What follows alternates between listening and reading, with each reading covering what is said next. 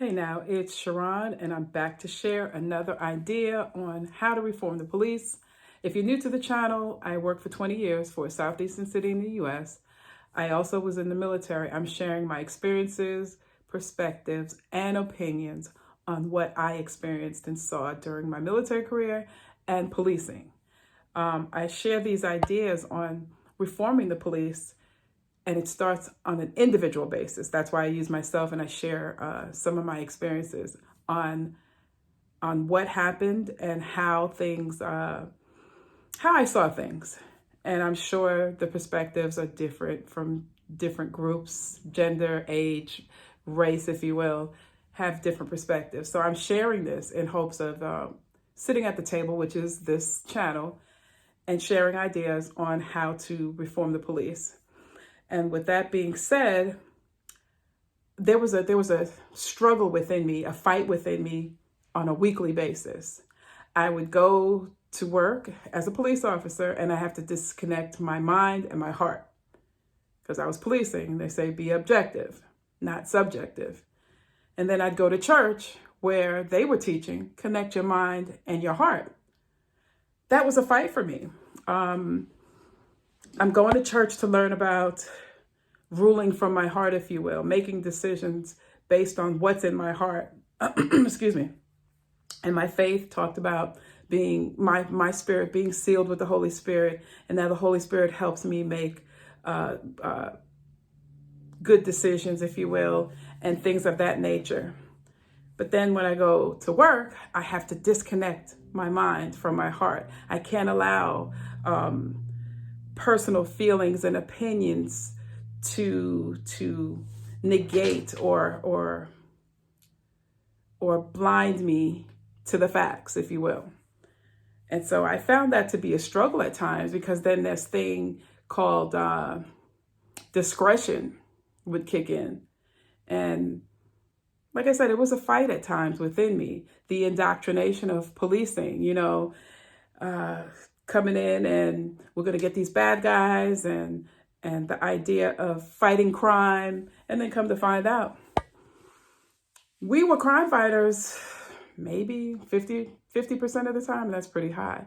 We were usually managers, counselors, sometimes doctors, referees, if you will. And then you're taught to find the aggressor, and you have to manage all these things, all these facts, without including any opinion, personal opinion or feelings, or I can't allow ideas on my faith to interact with the facts. That was hard. I talk about it in my book.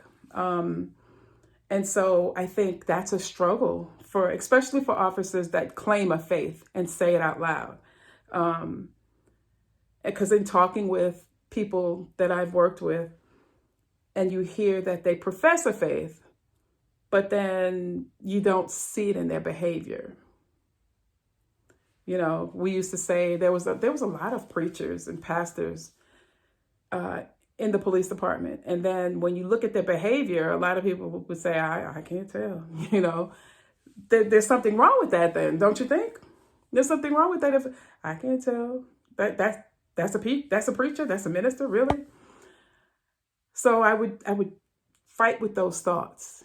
And then when I went through the ostracism and the retaliation, I really had to take a step back and look within myself. And I found some things out about myself. I talk about it in the book.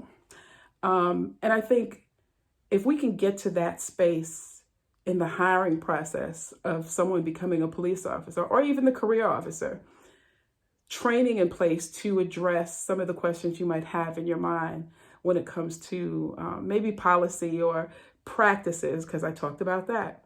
There are practices that are not policy, and there are policies that are not practiced. That adds to the confusion.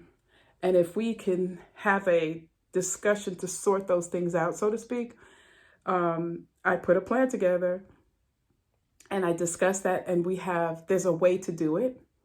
And you can still be intact, mentally intact, meaning you get sleep at night. You're not up worrying about your faith and how it looks, or your faith and how it doesn't look, or your faith and it's not really following through when I put on that uniform and become a police officer. Those are all things that I've encountered in my faith walk and my career. Putting on the badge, I would always place it over my heart before I pinned it to my chest. That meant something to me. It was a reminder of what I listened to the most.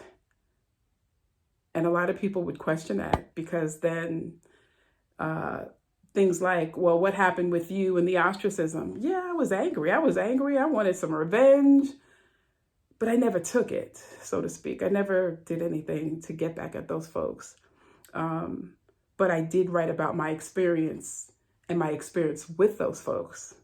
A lot of people, I think when the book comes out, some people are going to be angry. That's okay. But you can't tell me how to experience you. Fair? And so in that, like I said, I learned about some things that were going on in my heart, and I had to address them. And I think getting into policing, you better address your heart issues. If there's bitterness there, if there's some ideologies that don't fit into policing, like being superior to another race, or men being better than women, or women being better than men for the job, you might want to address that before you get into policing. I just want to share that little bit with you and give you something to think about. And I'll leave it at that. Take a look at our online store. The link is in the description. And always remember, you don't necessarily have to go through a thing to learn from it. Talk to you guys later. Bye.